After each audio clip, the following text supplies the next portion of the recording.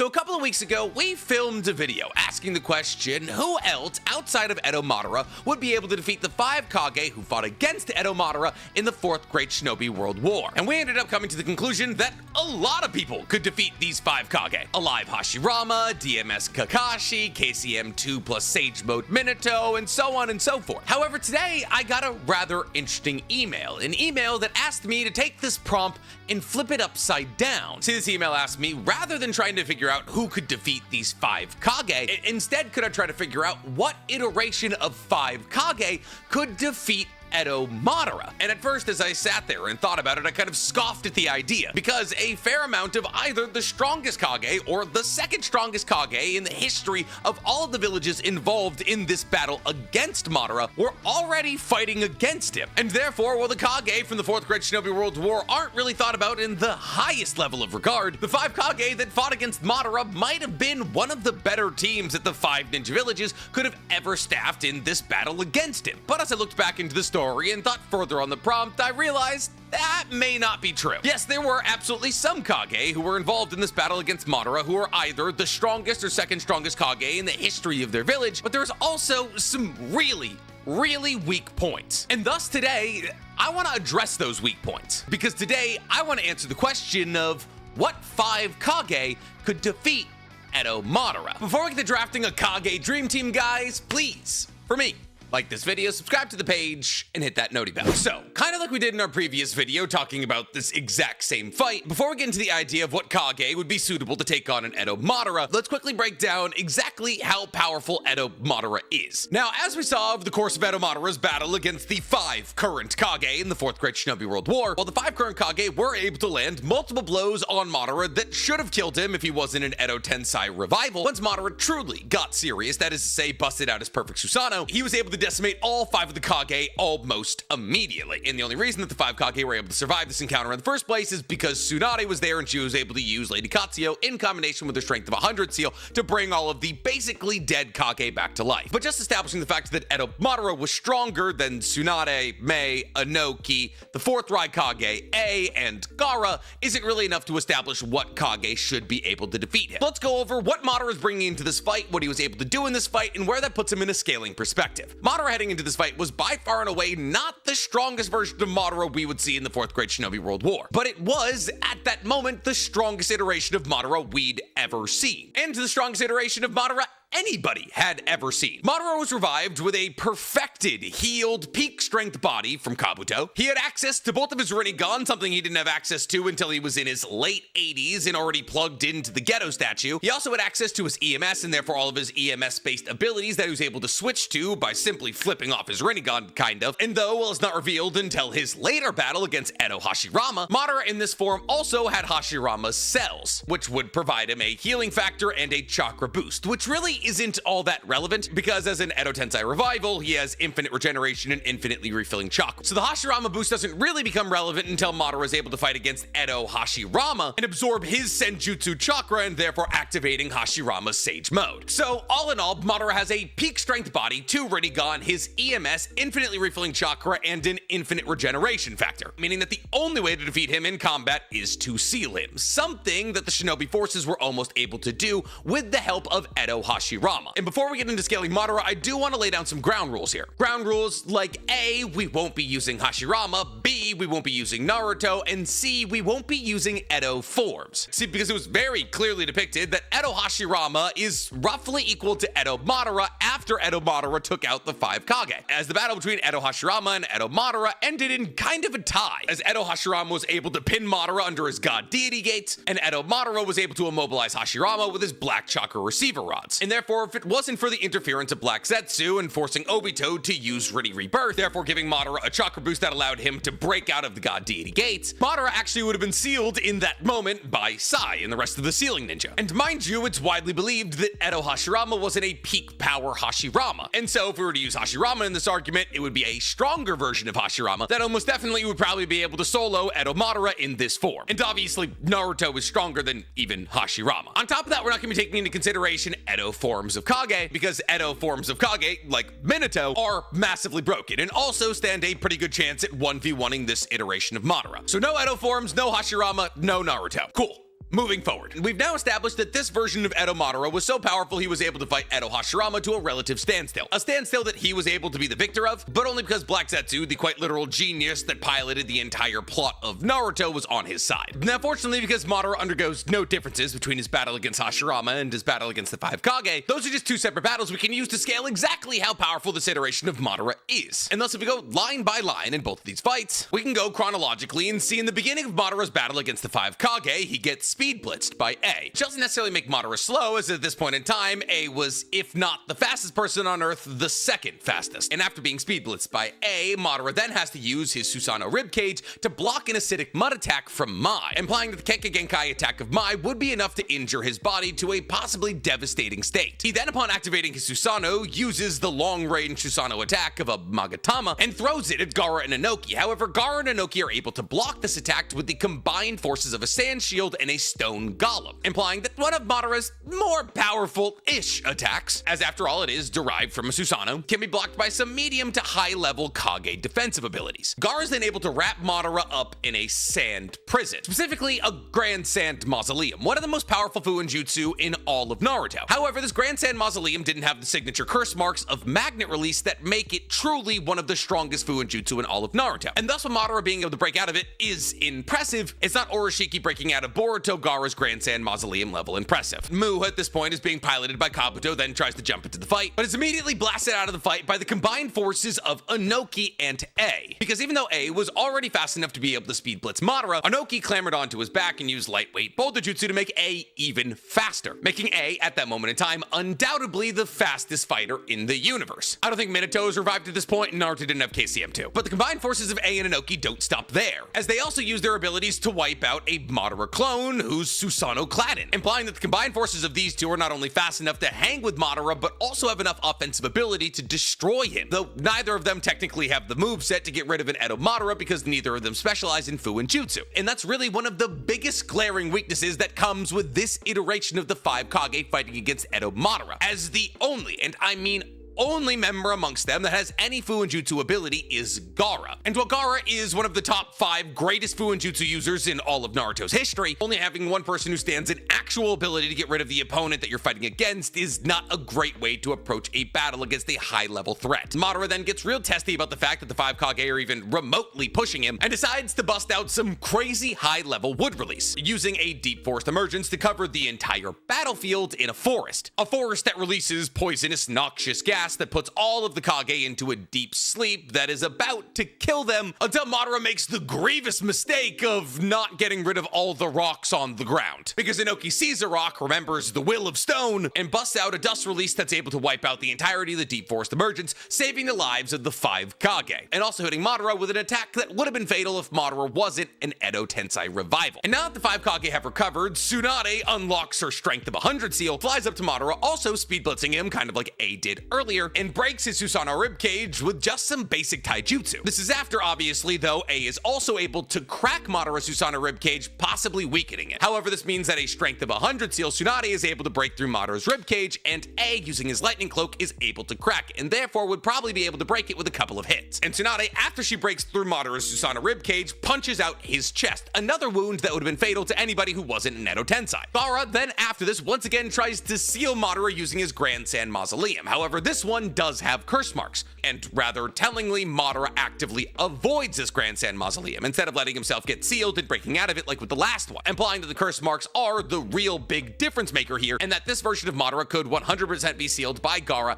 if he was put in a Grand Sand Mausoleum with curse marks. Inoki then pushes the offensive by firing a dust release at Madara. However, this time Madara is able to react to dust release and absorb it using his Rinnegan, implying that all the other times that he was hit by dust release were kind of surprise feats, or simply that he's been able to adjust to the speed of the attack. Now, after this, Madara makes a bunch of shadow clones and gives them all full body Susanos. Not perfect Susanos, but full body Susanos. And the Hokage don't do terribly against this new increased threat. Tsunade is able to take down one of the Susanoo-cladded clones, Inoki is able to take down 10 to 12 of them using his dust release, and he's able to hit Madara's main body in a Susanoo, and Madara, who has to cancel his Susanoo to try to absorb the dust release, can't do it fast enough and therefore has his arm and leg destroyed, another possibly fatal wound, wound, but things begin to go sideways as Madara is able to get a hold of A and cast him under Genjutsu, taking him out of the fight. And mind you, all this is before Madara even decides to go all out and use his perfect Susanoo, which summarily wipes out all of the 5 Kage simultaneously. Now, when Madara does bust out his perfect Susanoo, he starts talking about Hashirama, he cuts a mountain in half, and he really begins to flex just how incredibly powerful that he is. However, it is a perfect Susanoo clad in Madara that does go into combat against Edo Hashirama. That is to say, in Edo Madara with a peak body, dual Rinnegan they didn't have while he was alive, access to wood release, and so on and so forth, that goes into battle against an Edo Hashirama who is possibly not full strength. And yet Edo Hashirama is able to fight him to a standstill, which is why, like we stated earlier, that Hashirama isn't going to be involved in this video. So now that we understand how strong Madara was in terms of attack potency, what his durability looked like, and his speed, that is to say that an all-out Edo Madara with dual Rinnegan has roughly the AP of mountain level. His speed is probably close to light speed, probably a little bit below it, as he was able to be speed blitzed by the likes of A, Tsunade, and definitely by the combined forces of Inoki and A, and his durability is probably comparable to that of his AP, so mountain level, which makes sense as none of the Kage who he was fighting against, to all have roughly city level AP, were able to do anything against his most durable move, his perfect Susanoo. So,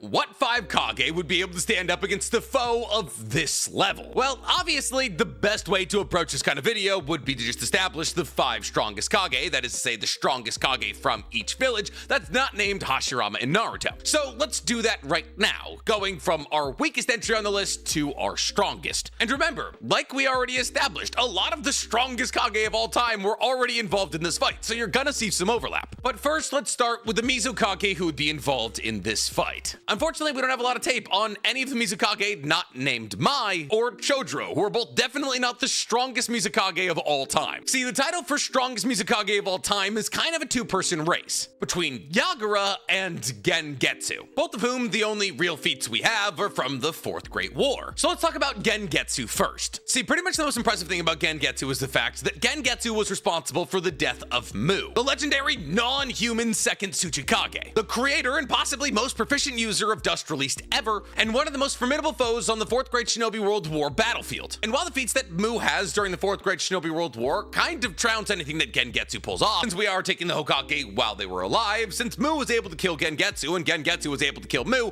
we have to assume that they're equally as powerful as each other. And therefore, really any and all scaling that we can give to Mu, we can kind of give to Gengetsu. The fact that Mu was able to battle against Inoki, Gaara, and KCM1 Naruto simultaneously. And while obviously this battle was not only quick, but also did not go well for Mu, Mu was also able to avoid death in this battle by separating himself from his main body, and while that does half his strength and his chakra, which made him unable to use dust release for the rest of the war, he was still able to escape with his life in a 3v1 against 3 Kage level threats. High Kage level threats, mind you. And thus, if Gengetsu was able to kill him, we have to assume that Gengetsu could have done something comparable, making both Mu and Gengetsu high Kage level threats. On top of this, Gengetsu showed a litany of abilities in the Fourth Great Shinobi World War, where he fought against the entirety of the 4th Division while telling them how to beat him, and it took hundreds, if not thousands, of shinobi to crack the code, mostly because of his giant clam summoning that was able to create Genjutsu-inducing steam, and his hydrification ability that made him basically impervious to all physical attacks, tied in with his long-range water bullet abilities that made him a real menace. However, on the other side of the Mizukage coin is Yagura, who did technically fight in a non-canon episode against the combined forces of Itachi and Juzo, a fight that led to the death of Juzo. And while this fight didn't necessarily play out in the best way possible for Yagura, as he awoke into his version 2 Jinchuriki cloak that Itachi lit on fire using Amaterasu, leading Yagura to suffer serious burns and also have to retreat from the battle, but Itachi also had to retreat from the battle because he was wiped out from using too much chakra in this battle, and therefore, even though this fight didn't necessarily count as a victory for Yagura, it does kind of count as a tie, because Itachi wasn't able to finish the job against him, and neither was Yagura. Unfortunately, outside of this one non-canon fight, the only feats we have for Yagura are after he gets brought back as one of Obito's 6 paths of pain, where he's not only an Edo Tensei revival, but he's also given a Sharingan and a Rinnegan that he absolutely did not have while he was alive. However, the majority of the abilities that Yagura shows off while being one of these 6 paths of pain revolve around him using some iteration of a Jinchuriki cloak. And considering in this fight, Yagura found himself in combat against Kakashi, Might Guy, Killer Bee, and Naruto, he did a pretty good job as he was able to press people like Killer Bee in his full Gyuki transformation. He was able to land strikes on a KCM1 Naruto, covering him in core coral, and the ever-present threat of one of his tailed beast bombs was enough to keep everybody on edge, like with all the other Jinchuriki. On top of that, while all of the 6 paths of pain that were brought back by Obito weren't necessarily perfect Jinchuriki in their lifetimes, Yagura was, meaning that he would be able to undergo the full transformation to Isobu really whenever he wanted to. And while Isobu is by far and away not the strongest tailed beast in Naruto, it was strong enough that the Hidden Mist believed that if Rin was to be let loose as Isobu in the center of Konoha, that it would lead to Konoha's destruction. Being a perfect Jinchuriki of Isobu, Yagura was widely regarded as one of the most talented ninjas to ever come out of the Hidden Mist. And while unfortunately we really didn't get to see what that talent looked like, the sheer fact that Yagura had access to water release water mirror technique, an ability that effectively works like Itachi's Yada mirror, a ninjutsu that allows for Yagura to fire any ninjutsus fired at him back at the caster, makes him one of the more intimidating ninjas to fight against. And therefore, if you want to choose one Mizukage as the strongest Mizukage of all time, like I said, it's a 2-person race between Gengetsu and Yagura, and there's really no right choice. However, in a fight against Madara,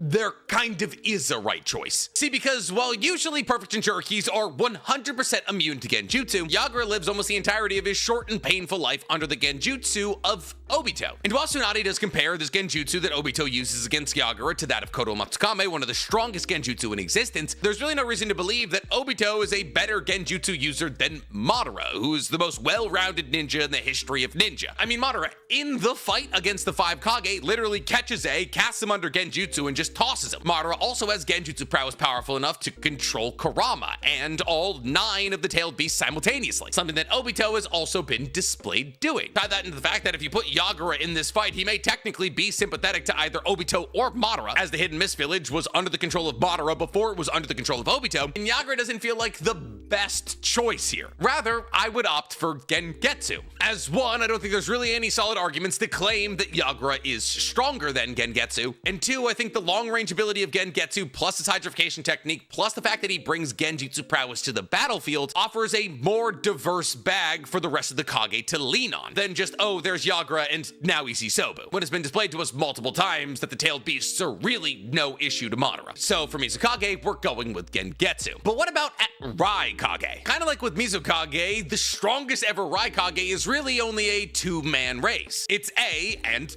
A, also known as the 3rd Raikage versus the 4th Raikage. See, there's really arguments to be made for either of the A's, and that's because both of the A's kind of have the exact same moveset. Now, we obviously have way more feats for the 4th Raikage than we do the 3rd Raikage, kind of. I mean, the 3rd Raikage is a legend, and we've heard a lot of stories about him, but we've seen the 4th Raikage do a lot of stuff, like defeat Tsunade in an arm wrestling contest, be as fast as KCM1 Naruto, slap the absolute taste out of MS Sasuke's mouth, crack Madara's Susanoo ribcage, and so much more. However, when it comes down to the 3rd Raikage, it's kind of only legends and stories. We know that the 3rd Raikage was able to fight the 8-Tails Gyuki one-on-one to a standstill, and through the process of fighting against Gyuki as it was rampaging in the hidden cloud, cut off Gyuki's horn, which is why one of Gyuki's horns is chopped. It was A, the 3rd Raikage. We also know that A, the 3rd Raikage, was able to battle for 3 straight days against a force of 10,000 shinobi, earning him the moniker of the Perfect Shield as he protected the retreat of his shinobi heading back to the hidden cloud. And we also know that is a borderline unpenetrable lightning cloak that can only really be pierced by his own hell stab, something that Sage Mode Naruto was able to do. Implying kind of unfortunately for the 3rd Raikage that Sage Mode Naruto is stronger than him. Now, Naruto technically had info on how to defeat the 3rd Raikage, so to say it was a straight up fair fight is kind of a stretch, but still, not a great look for the 3rd Raikage. However, the bow on top of everything for the 3rd Raikage is also the fact that he was the creator of Black Lightning, something that he passed down to the 5th Raikage, Darui, but not his son, the 4th Raikage. Now, it's never necessarily been established what makes Black Lightning better than regular lightning release, as pretty much the only Black Lightning ability we've ever seen is Darui using a Black Panther ability that operates basically like Raikiri Lightning Tracking Fang. It makes a big old animal made out of lightning, and anything that animal touches gets electrocuted. But who knows, maybe Black Lightning is stronger.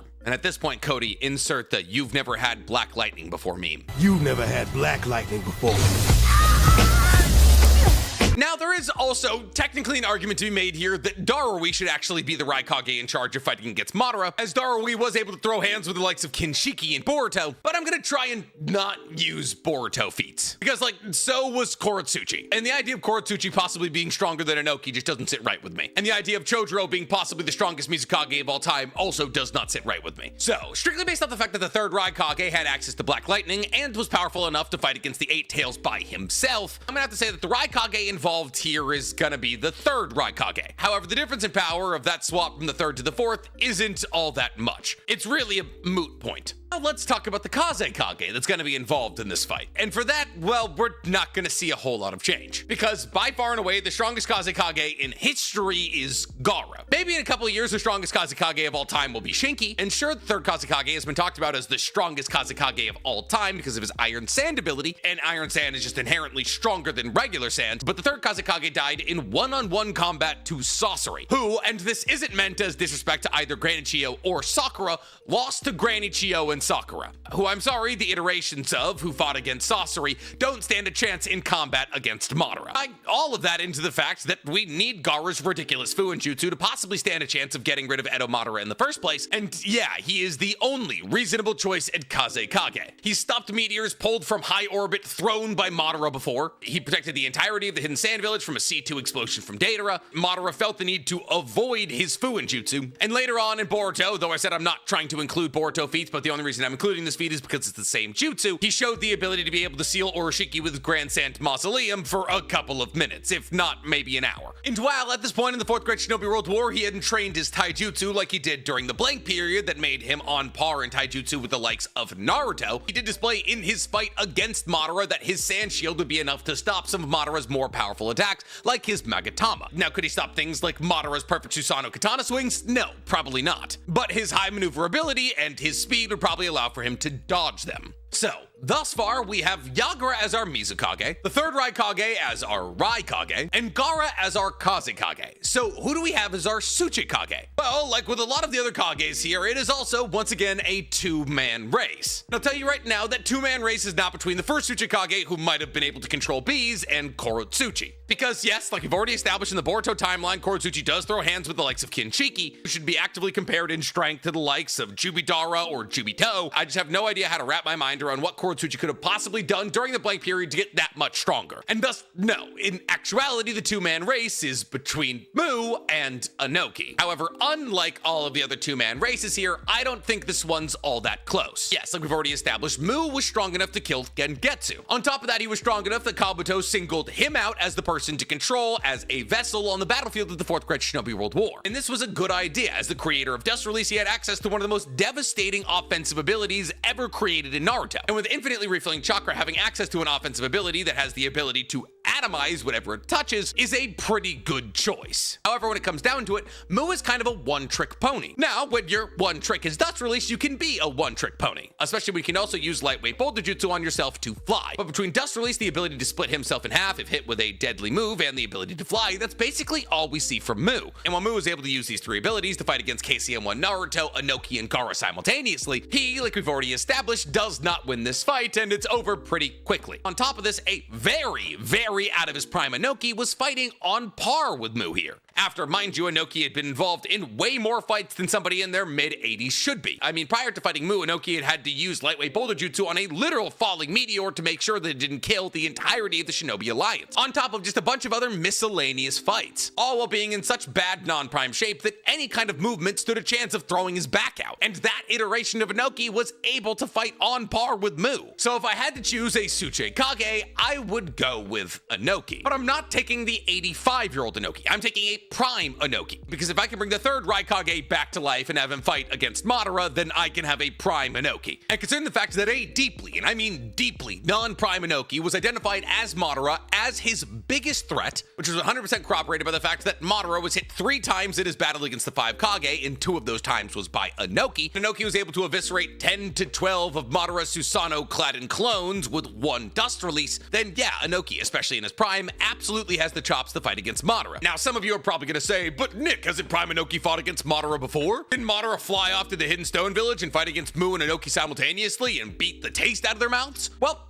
yes, kind of, but that was when Inoki was very young. You'll have to remember this was after Konoha was founded, when Madara was in his late 20s, early 30s, and Madara lived to like 80, 85, maybe longer. I think Madara might have lived to like 100. Inoki was no older than 15 years old when Madara pulled up to the Hidden Stone Village to fight against the current Tsuchikage, Mu. So I would not say that Inoki was in his prime when he fought against Madara when Madara was still alive. But with the Tsuchikage now out of the way, let's talk about our strongest contestant in this Kage matchup against Madara, our Hokage. Now, like we've already established, we can't use Hashirama or Naruto here, and thus we have to use our third strongest Hokage, Minato. Now, unfortunately, like a lot of other entries on this list, the third strongest Hokage is kind of a toss-up. Some people would say it's Hiruzen, some people would say it's Tobirama, and some people would say it's Minato. And there's kind of really good arguments for all three of them. Hiruzen was known as the Professor, fought in all 4 Great Shinobi World Wars, pushed Kurama out of the village with his adamantite staff, fought against Hashirama, Tobirama, and Orochimaru simultaneously and kind of won, all, well, massively out of his prime. And oh yeah, did I say that he got a 5 in Genjutsu, Taijutsu, and Ninjutsu in his stats category in the data book. He was referred to as a god of shinobi, led Konoha for 50 or so years when the criteria for being the Hokage was to be the strongest person in the village, and mastered every single one of the jutsus of the leaf. We have no idea what Prime Hiruzen looked like, but we can assume based off what we know about non-Prime Hiruzen that it was an absolute force of nature. Tobirama, on the other hand, was one of the greatest geniuses the leaf ever saw, creating things like shadow clones, flying Raijin, and Edo Tensei. He was able to cut down a dual MS wielder in Izuna, and he was instrumental in the final defeat of Madara. However, when he found himself in combat against a revived Madara, he was defeated, and quickly. Now, is this necessarily fair to Tobirama, considering the fact that this version of Madara had 1 Rinnegan and Hashirama Sage Mode? No, not really. But considering the fact that Minato basically took everything that Tobirama created outside of Edo Tensei and improved upon it massively, at least in the categories of shadow clones and flying Raijin, tied into the fact that Minato was able to defeat Yellow Mask Obito and Kurama in one-on-one combat, all the while protecting Kushina and Naruto and the entirety of Konoha, to me at least signals that Minato is stronger than Tobirama. But if you wanted to say that either Hiruzen or Tobirama is the third strongest Hokage of all time, genuinely, I couldn't really fault you. Now, like I established, we're not talking about Edo Minato here. We're talking about alive Minato. So he has access to his perfect sage mode, but not KCM2. So our Kage team is Minato, the third Raikage, Prime Inoki, Gaara, and Gengetsu. So could this iteration of 5 Kage defeat Edo Madara? I think yes, because not only is this team of 5 Kage some of the strongest Kage of all time, it's also a wildly well-rounded team. See, obviously with the loss of Tsunade, they lose any and all medical ninjutsu specialization, and that's not great. So if they get cut in half again, unfortunately, they're gonna die. But getting cut in half should be the least of their worries, because they should win. See, it's established in Madara's battle against the original 5 Kage that he's probably not the fastest person in that fight, as he has the speed to react to things like Inoki's particle release, but he doesn't have the speed to react to people like Tsunade using her strength of 100 seal, or even A using his lightning cloak. And he most definitely doesn't have the speed to react to A using his lightning cloak in combination with the lightweight boulder jutsu of Inoki. And considering the fact that A openly admitted the fact that even with his lightning cloak, Minato was still faster, it seems to me that if Minato was involved in this fight, Madara would be truly outsped. Ties into the fact that adding Minato into this battle adds another high-level Fuinjutsu user, as Minato had perfected things like the 8 trigram seal and was able to use Reaper Death Seal against somebody like Kurama, implies to me that Minato being added to this team does truly tip the scales towards the way of the Kage. Especially when you have people like Gengetsu using his gigantic clam to muck up the battle, using his Genjutsu inducing steam. And while Madara may or may not have some Genjutsu immunity conferred by the dual Rinnegan, we've seen dual Rinnegan users be affected by non-ocular based Genjutsu before, like the Path of Pain that was affected by Jiraiya's Toad Confrontation chant. And when you take that Genjutsu ability in combination with the fact that Gengetsu is also a high-level water release user and therefore could probably nullify some of Madara's fire release, and also the fact that Gengetsu's hydrification technique means that he will not be cut in half, then he becomes an incredible support character in this fight against Madara. A support character that allows for Inoki to focus solely on what Inoki should be focusing on: offensive output. See, it was established very, and I mean very clearly, that the most effective counter to anything that Madara was trying to do in the battle against the Kage was dust release, as Inoki was able to land what should have been 2 fatal blows against Madara, wipe out the entirety of his deep forest emergence, and take out 10 or so Susanoo-clad in clones. And while we have no proof to establish the fact that dust release may work against a perfect Susanoo, we also have no real reason to believe that it shouldn't. We've never seen anything reflect dust release. And with people like Gengetsu and Minato putting pressure on Madara, it would give a prime version of Inoki way more openings to try and land a surprise dust release on Madara, placing him in a situation so disadvantageous that Minato might be able to teleport to him using a flying Raijin mark that he placed on him and get him either in a position to be locked away in a Fuinjutsu by Gaara, or just use something like Reaper Death Seal on him to get rid of him in the first place. And since we're talking about Gaara, let's talk about Gaara. Gaara in this fight should be focused on 2 things and 2 things alone: his own mobility and Fuinjutsu. But rather, in in the initial fight against Madara, Gaara was more focused on the defense of the Kage than he was on sealing Madara. It allowed for Madara to either break out of his Grandstand Mausoleum or just straight up dodge it. On top of that, Gaara had to be responsible for the mobility of multiple Kage. But all of the Kage involved in this new hypothetical fight against Madara either have abilities that allow them to fly or at least seem like they are flying, like Lightning Cloak, Flying Raijin, Lightweight Boulder Jutsu. And while Gengetsu doesn't really have any abilities that make it seem as though he's flying, his ability to obscure his location would make it very difficult for Madara to find him. And thus, all of these abilities of these Kage working simultaneously with each other also allows for the Raikage to be focusing on what they should be focusing on, which is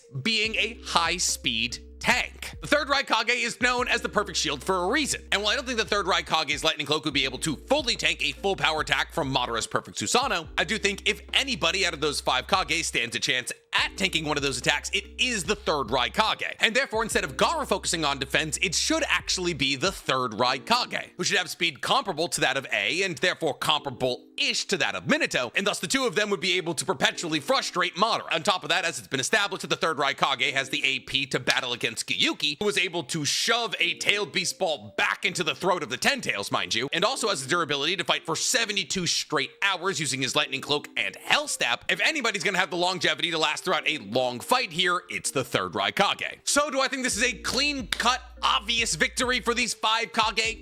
No, not necessarily. However, I do think this is one of the most well-rounded ninja teams you could ever possibly establish. You slap a healer on there, like Tsunade or Sakura, and they would be unstoppable. So while I still don't think that the winner of this fight is obvious per se, I think the Kage win this fight in a relatively close scuffle. Let's say if they fight 10 times, the Kage wins 7, as I believe the destructive forces and speed of a Prime Inoki, combined with the pestering ability of a third Raikage and Minato working simultaneously, the support of Gengetsu confusing Madara, and the Fuinjutsu abilities of both Gaara and Minato would allow for them to put Madara in a disadvantageous enough situation where they could truly seal him once and for all. But I'm curious to hear from you guys. If you had to build a 5 Kage team to fight against Edo Madara, who are you choosing and why? Let me know in the comments below. And while I goes you down there, please, for me, like this video, subscribe to the page, and hit that noti bell. I mean, listen, Madara had to deactivate his Susanoo in his battle against Inoki because he realized that the Susanoo would not be able to tank a dust release, and therefore he tried to absorb it using his Rinnegan, but he wasn't able to switch fast enough. And if that doesn't say that dust release can punch through a perfect Susanoo, I don't know what does.